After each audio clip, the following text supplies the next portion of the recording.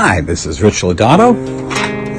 It is Monday, and it is 4:30 in the afternoon, or early evening.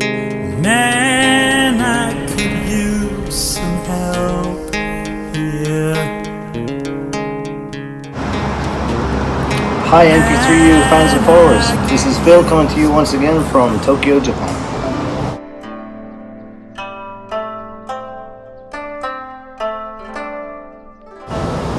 This time around, I caught up with one of the most well-known and respected musicians on MP3U, the one and only Rich Lodato. Hi Rich, it's great to see you. Thanks for taking the time to do this interview. Hi, everybody.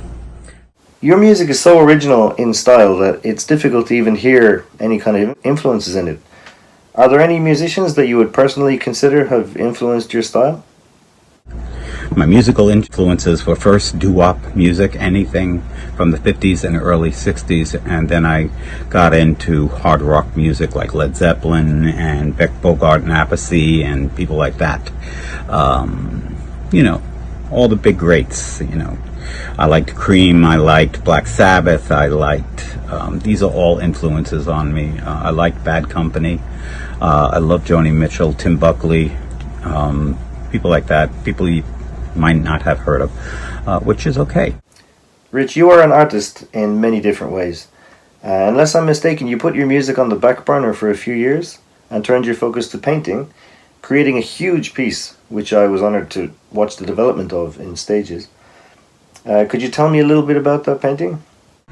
I did take out 3 years of doing music because I wanted to paint, and it took me a year to draw this painting, and it took me another couple of years to paint it.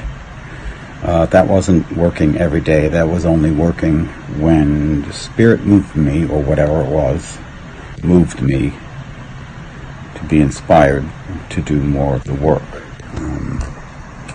I'm going to take you over here to the painting that I've been working on, so you can see this oddball painting of mine. We'll go into details here. This was my 3-year project, and it's done now.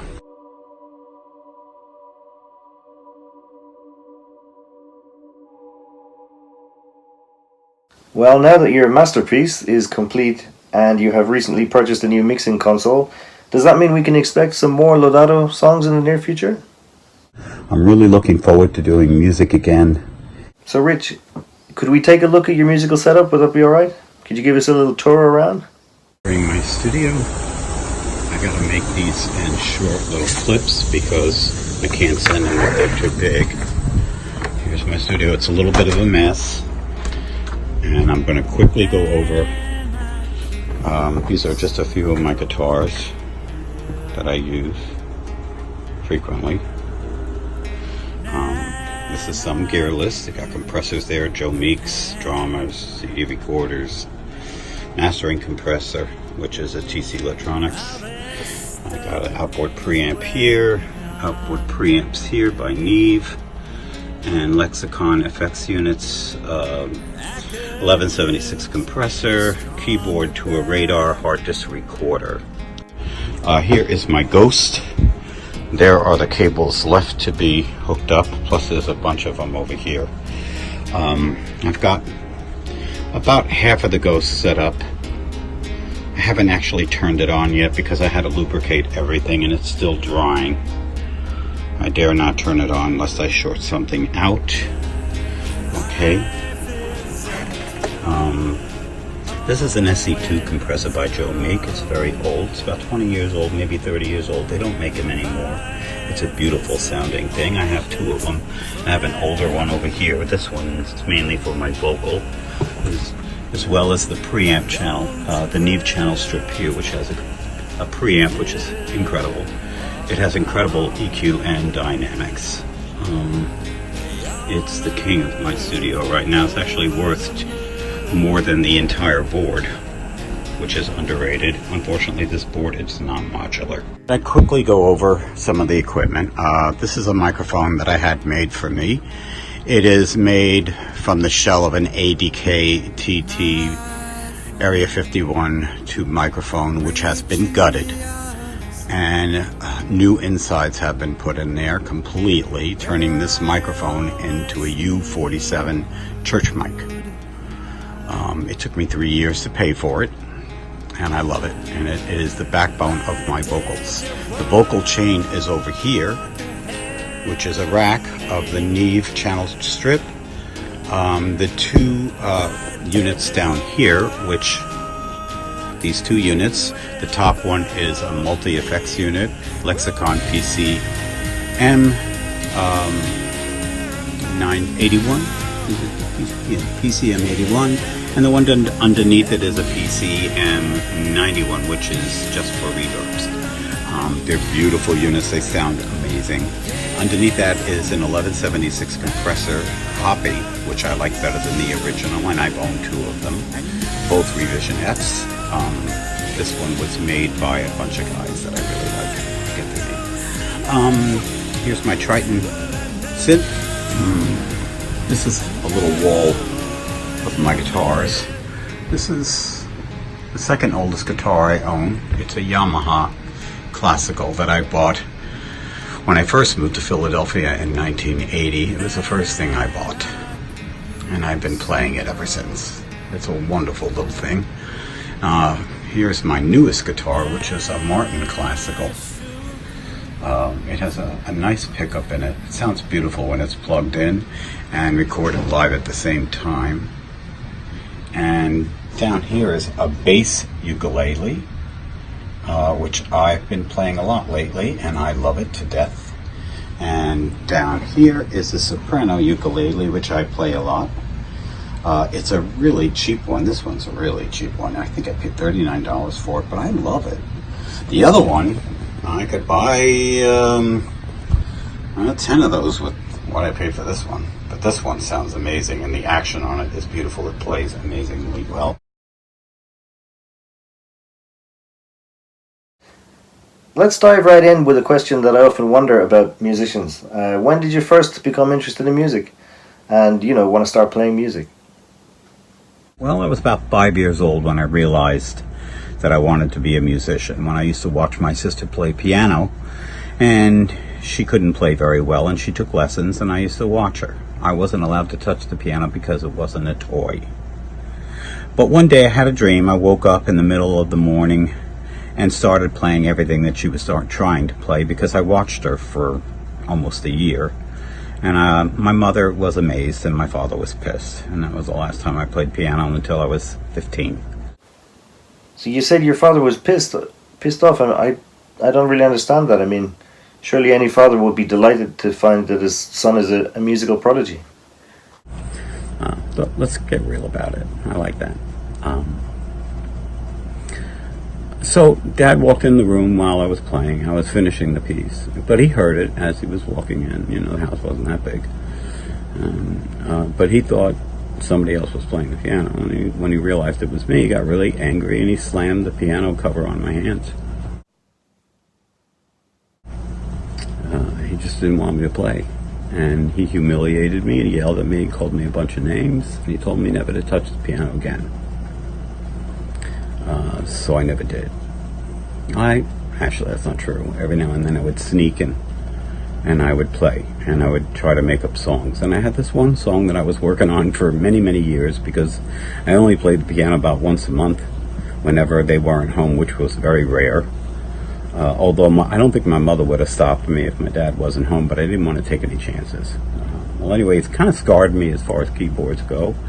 And I've always had a problem playing keyboards today because of what happened. Even though, you're supposed to let go of everything. Your body remembers. Your brain remembers. The physical energy of your brain remembers the stuff, and it doesn't go away. It stays there. But it doesn't affect me musically, really, because I do what I do musically, and I try to do the best I can. I'm not a genius. I don't read music. I'm self-taught on everything because I'm stubborn. I don't like to listen to people. I want to do what I want to do, and that's it. And if you don't like it, that's too bad. I don't care. I'm not doing it for you. Really, I'm not doing it for you. I'm just glad that people are moved by my music. It makes me feel wonderful that people are moved by my music. But so you said your father was pissed? Well, my father was a musician. And he was a jack of all trades musician. I mean, you hand him an instrument, he played it. I've heard him play quite a few different instruments very well. Anywhere from harmonica to the mandolin, the piano, the guitar. He sang. He sounded a little bit like Louis Armstrong when he sang, actually. I always loved his voice. He sang to me a few times when I was a kid, only when he was drunk. But he didn't want me to be a musician at all. He wanted to toughen me up because he knew it was a cold, hard world out there, and he knew I was homosexual. And he didn't like it, but he knew that he had to toughen me up, and he thought me being a musician was just going to make me more of a victim. So he slammed that piano on my fingers. The cover. Just slammed it on my fingers. No big deal, but it affected the way I felt about the piano from then on. You know, I don't know what would have happened to me and how it would have reshaped my music if that incident never happened, but it did. I carry it with me, but it's painful at times, but I can handle it. I can handle it. I went on, I became a musician anyway. My dad died when I was 15, and when he did, my mother gave me all the instruments that he collected through the years and said, go ahead, be a musician now. So she was always on my side. I'm a very lucky boy, and I'm a very lucky man. And I'm even luckier to have a family at MP3U, because you guys are special. And you've always appreciated me, and you've always supported me. And we've had our disagreements, and we've had our many more agreements. But most of all, we had music. And music is the most important thing in the world to me. And I know it is to you too. And I'm so glad we get to share it. Do you remember the first complete song you ever wrote? What was the first song I ever wrote? Roughly how old were you at that time? I was 18 years old.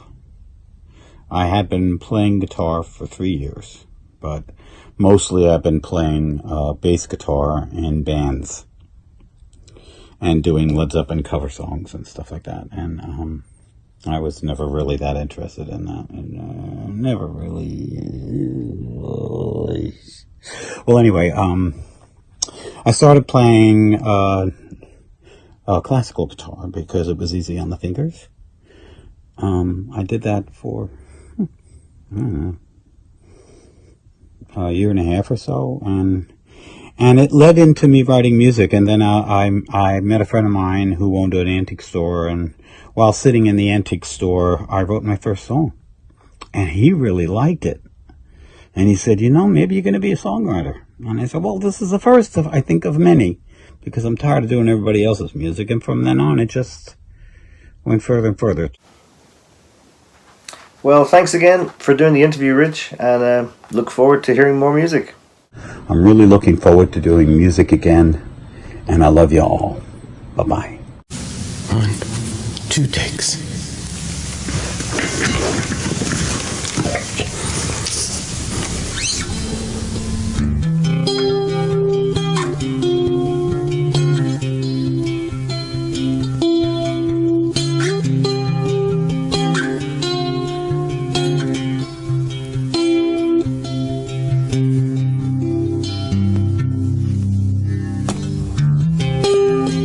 Give you a life of weekends. I'd shower you with the sea. Every day a horse and buggy we ride. Champagne tastes good to me.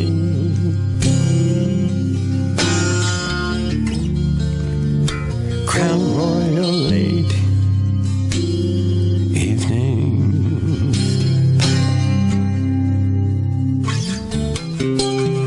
we'd sail a month of Sundays, warm arms and blue skies, white watches on everything, and those sweet, sweet smiles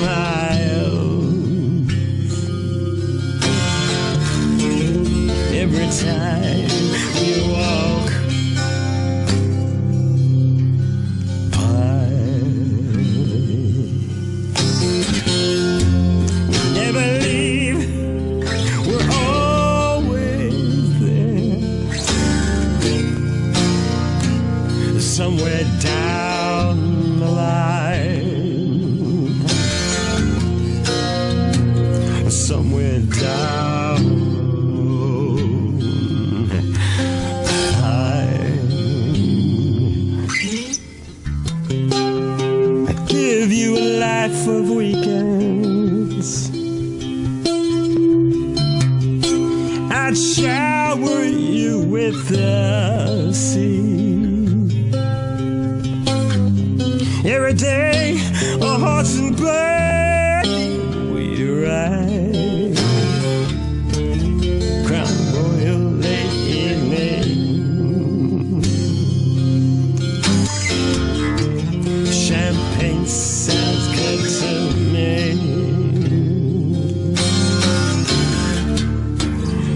Crown Royal late at night,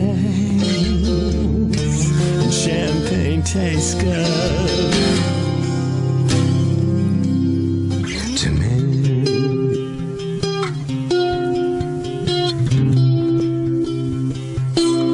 To me.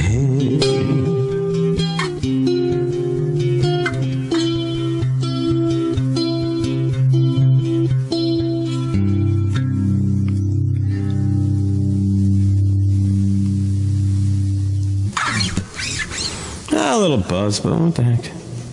I liked it. That's it.